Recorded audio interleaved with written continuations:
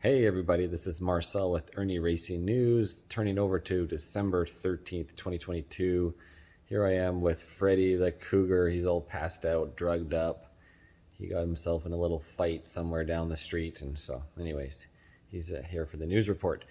But onward, Freeland in the parliament with Pierre questioning her about her purposeful misinformation on Twitter, guys. So I know it's really annoying to listen to Freeland. You know, she's just this little terrible evil mouse. But hopefully this cat will wake up one day and get that mouse. Right? Yes. To it. 20, and that Canada's inflation rate is far higher than all its peers except the U.S. Neither assertion is true, of course.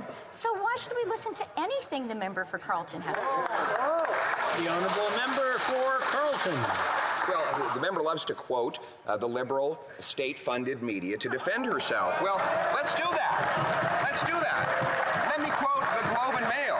The Liberal government is asking Parliament to approve billions in new spending during a brief 4-hour sitting in Ottawa, but is facing questions because it has not released full accounting of how it spent more than $600 billion last year.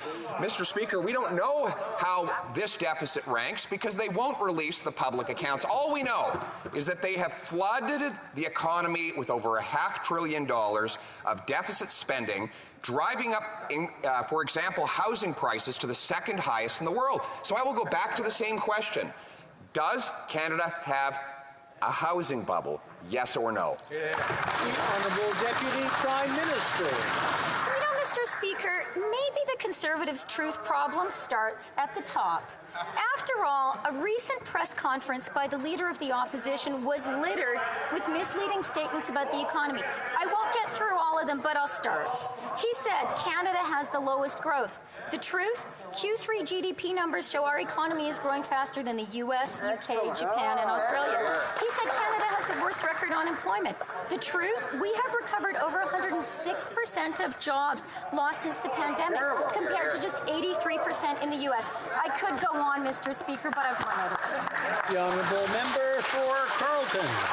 Well, I wish she would, because she loves to quote Liberal media commentators. One of the articles she quoted earlier actually talked about how she put manipulative media onto Twitter, making history as the first minister in Canadian history to be sanctioned by social media companies for misinformation online. So enough with the misinformation.